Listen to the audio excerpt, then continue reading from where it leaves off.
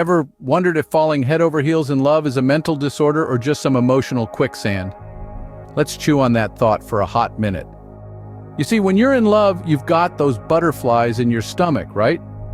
And you're constantly thinking about that special someone day in, day out. It's like you're stuck in your own head, a prisoner to your feelings. Sounds a lot like obsessive-compulsive disorder, don't it? Now let's flip the script. What if you're down in the dumps because your boo ain't texting back? That's a mood swing, ain't it? And let's not forget the anxiety, the sleepless nights, and the appetite changes. Ain't that a whole lot like depression? It's wild, ain't it? But hey, don't go diagnosing yourself just yet. We're just rattling the cage a bit, stirring the pot. We're not saying love is a mental illness, but it sure does mimic one at times. So are we all just lovesick patients in a worldwide asylum? Or is it just a case of the feels? Okay, so you're in love, or at least you think you are. But are you really in love or just obsessed? That's the million-dollar question, isn't it? Let's break this down, shall we? When you're in love, it's like you've hit the emotional jackpot. Everything is rainbows and butterflies. You're floating on cloud 9, and even the worst New York traffic can't bring you down. Now, obsession, on the other hand, is like being stuck in a never-ending traffic jam on the FDR Drive during rush hour. It's all-consuming, suffocating, and leaves you feeling like you're in the middle of a 5-alarm fire with no fire hydrant in sight. Love is selfless. It's about wanting the best for the other person, even if it means sacrificing your own needs or desires. It's like sharing your last slice of New York-style pizza, even though you're still hungry. Obsession, my friends, is the complete opposite. It's a me first, you second kind of deal. It's more about possession and control than genuine care. It's like hogging all the pizza and not giving a damn if the other person starves. Love is freeing. It's like strolling through Central Park on a sunny day, feeling the breeze in your hair and having no worries in the world. But obsession? It's more like being trapped in a dark alley in the Bronx with no way out. It's restrictive, confining, and leaves you feeling like a caged bird. So my good people, love is about respect, trust, and freedom. It's about caring for the other person's happiness as much as your own. Obsession, though, is about control, possession, and fear. It's about having your happiness solely depend on another person. So the next time you're professing your undying love, make sure it's not just a creepy obsession, capiche? You don't want to be that guy who's more clingy than a static charged sock straight out of the dryer. Love wisely, folks. Don't let obsession cloud your judgment. They say love is a drug, but isn't that what they say about narcotics? Now, I ain't no scientist, but I've got eyes and ears, and I've seen love do some pretty wild things to people. It's like some high-grade, top-shelf stuff, and folks get hooked quick, fast, and in a hurry. Imagine this. You're cruising along, minding your own business, and bam! You get hit with the love bug. Suddenly everything's all rosy and sunshine, and you're walking on cloud 9. You're floating, soaring, feeling like you've just struck gold. That's love for you, a natural high that makes you feel invincible. But here's the kicker, just like any other drug, love ain't all rainbows and butterflies. It's got its dark side too. It's addictive. And once you're in, it's tough to get out. Your brain lights up like a Christmas tree every time you see or even think about your beloved. It's like a hit of dopamine, serotonin, all those fancy words that basically mean you're high on love. But have you ever noticed how love can make you do some crazy things? I'm talking about late-night drives, impulsive decisions, and a whole lot of overthinking. It's like love turns you into a junkie, always craving for the next hit. And just like any drug, when the love supply runs dry, you're left in withdrawal, yearning for that next fix. Heartbreak, they call it, but it feels more like a hangover from hell. But hey, don't take my word for it. Ask the scientists. They'll tell you all about how love affects the brain just like a drug. How it triggers the same pleasure centers, releases the same chemicals, and creates the same addictive cycle. So, is love a drug? Well, if it looks like a duck, quacks like a duck, it's probably a duck, or in this case, a high-grade, top-shelf addictive substance. So the next time you're craving some love, remember it's just your brain asking for another hit.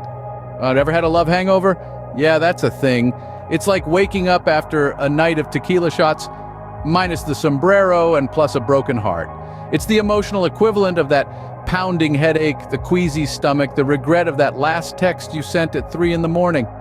You know how it goes. You're cruising along, all lovey-dovey, thinking you've hit the jackpot. Then, bam, Heartbreak City. And just like the aftermath of a wild night out, you're left to pick up the pieces wondering how you ended up here.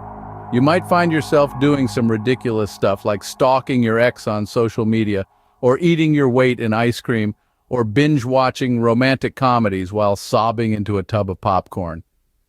And let's not forget the inevitable drunk dialing. Yeah, we've all been there, and let's be real, it's not just about being sad. Oh no, it's a whole roller coaster. One minute you're angry, the next you're depressed, and then you're laughing at the absurdity of it all. It's like your emotions are having a party, and you're not invited. But here's the kicker. Just like a real hangover, the love hangover eventually fades. You might find yourself waking up one day, and instead of reaching for the tissues, you're reaching for a fresh cup of joe and a brand new day. And just like that, you're back in the game, ready to roll the dice on love again.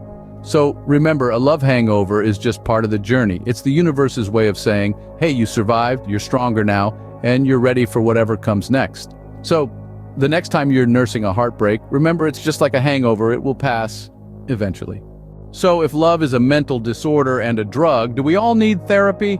I mean, we all know love can make us feel like we're floating on cloud nine one minute and then have us down in the dumps the next. It's like a roller coaster ride with no safety bar and a broken emergency exit. Let's talk therapy, folks. Now, I ain't no shrink, but I've seen enough rom-coms to know that when love's got you down, sometimes you gotta lie on a couch and spill your guts to a stranger.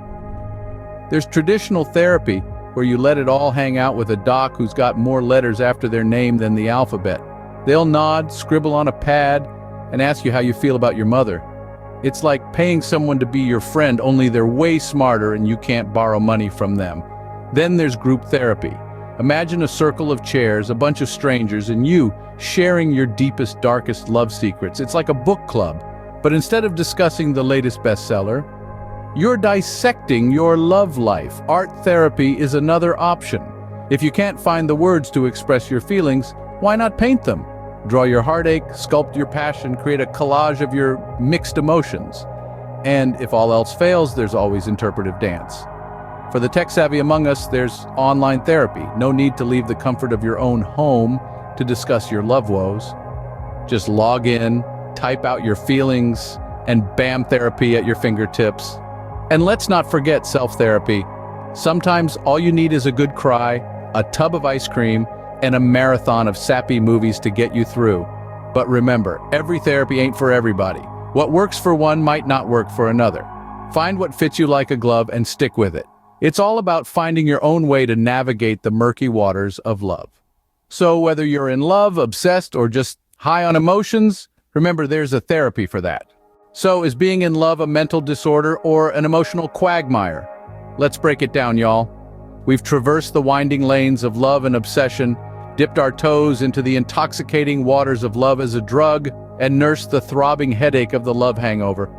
We've even pondered whether we really need this madness in our lives. Now, ain't it clear? Love is like that last piece of cheesecake in the fridge at midnight. You know it's gonna mess with your diet, but you dive in anyway. Love can be a heady brew, stirring up storms in your mind, making you feel like you're caught in an emotional whirlpool.